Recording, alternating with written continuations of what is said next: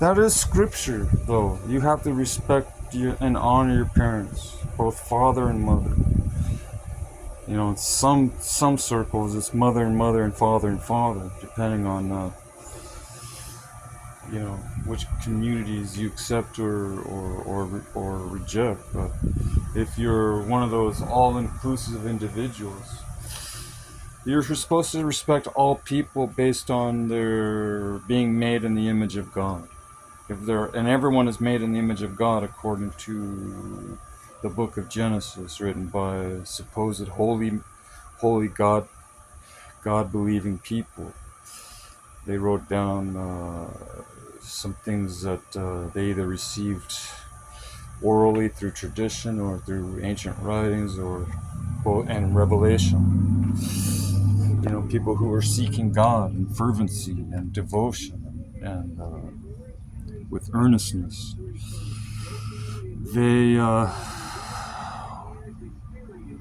had a connection with God, and so they wrote down some things for us in these books, on these ancient scrolls, on these manuscripts, these tablets, these clay tablets that they hardened in the sun. And they would take and write on them with, I don't know with what. I don't know if they had chisels back then. They had some kind of tools. So they wrote it down for future generations to learn about the history of our ancient past. Some debate whether they just believed in mythological ideas, and maybe some of it was truthful. Maybe it was just a mixture of mythology and truth. But and that's what scholars try to do. They try to define, they try to extract mythology from the facts, from the truth, to see what's left, how much is factual. Because, they were pretty colorful. The ancients, in some ways, they were really smart and they knew a lot. They were very advanced, and in some ways, they may have been kind of, primitive. So they would, if they didn't understand, they would use metaphors and allegories to just try the best they could with the languages that they're familiar with to describe what they witnessed, what they experienced. They record it for us.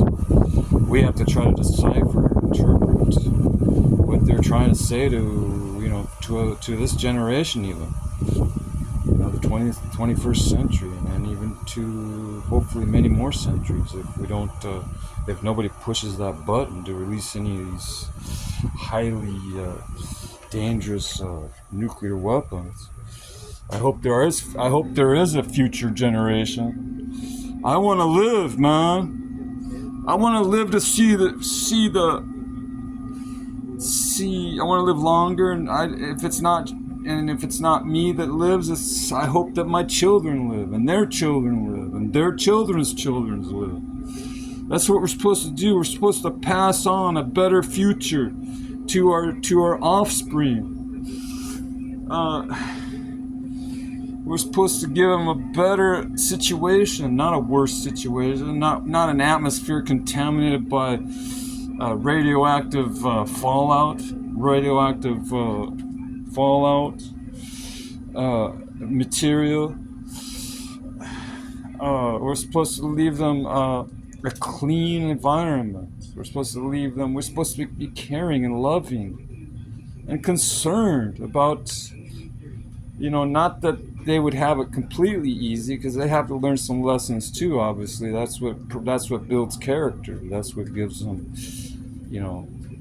good qualities and attributes. If they learn a few lessons while they're alive, so they can pass on to their offspring what they've learned and how life is. But you don't necessarily have to reinvent the wheel. You don't have to keep going around in some vicious circle of trying to learn the same lessons over and over again. You're supposed to learn something and go and then move up.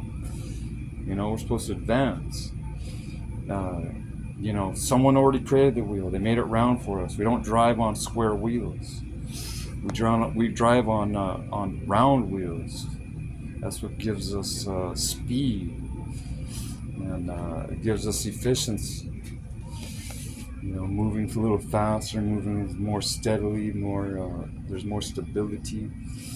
with better technologies. It provides a better, supposed to provide a better life for humanity. But some are saying that there's corrupt, wicked people who want to try to control this technology so they can control other people.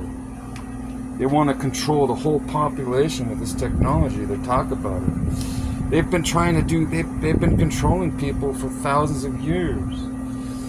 That's why they made slaves out of human beings, not just Africans. You know, a couple hundred years ago, they made slaves out of everyone. No one was exempt.